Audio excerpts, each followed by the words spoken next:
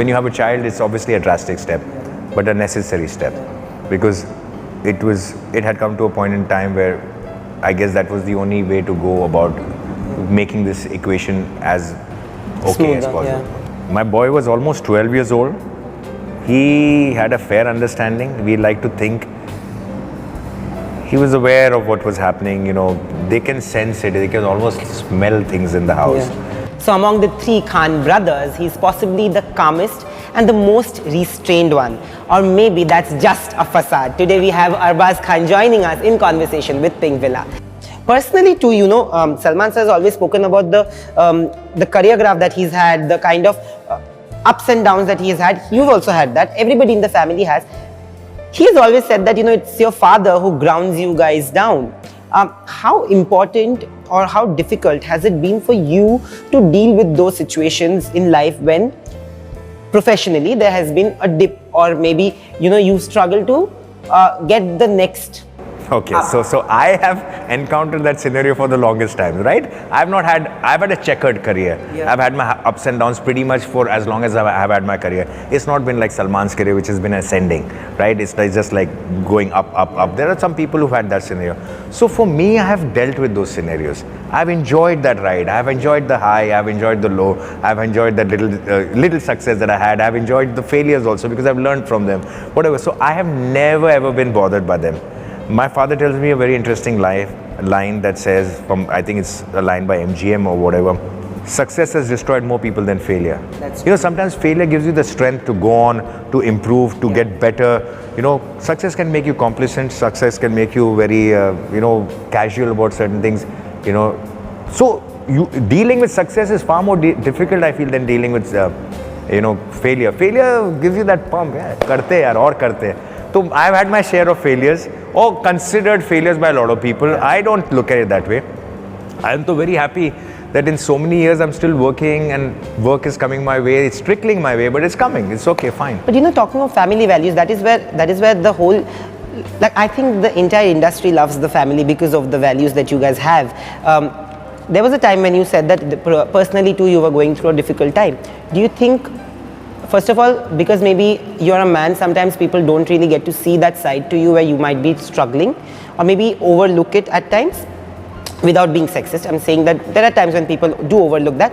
At that given point of time when you were going through that separation, was it your family who strengthened you? Were there days when you were like really down and you needed your family to like guide you through? See, I never felt any different because my family was always there for me.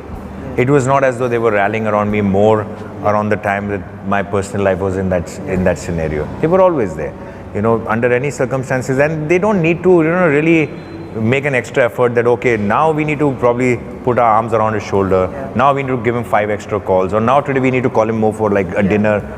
It's just that they are there for us. My family, our siblings, between us, we are there for each other. We don't interfere in our personal lives. Salman has his own personal equation. I have my own personal equation. We love and respect each other.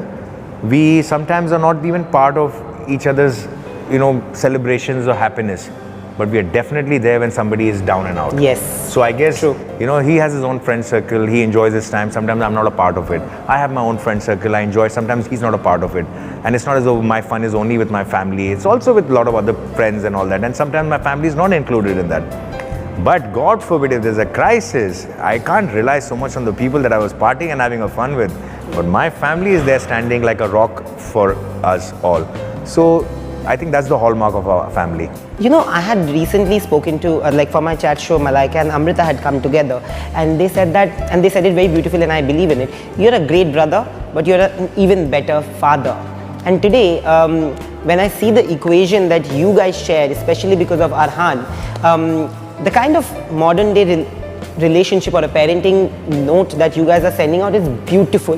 How did that stem from? Was it a collective decision? Was it only because of Arhan, or is it you and her as people, like as individuals? No, I guess it's got to do with both of us as people, no matter what the differences that we had, and which led us to take this, I would say, a step which is not, when you have a child, it's obviously a drastic step, but a necessary step, because it had come to a point in time where I guess that was the only way to go about making this equation as okay as Smoother, possible. yeah. And there was a child involved, and for him, I'm there for him. Obviously, she had the custody of my child, and I felt it was fair enough, and I never wanted to even fight for the custody, because I felt at that point in time, as a mother, when the child was much younger, you know, I guess a mother's scenario at that point in time is of much use, and so many things. There were a lot of, but now he's 17, he's going to be 18. He'll make up his mind where he wants to be, how he wants to be. I spend a lot of time with him. In any case,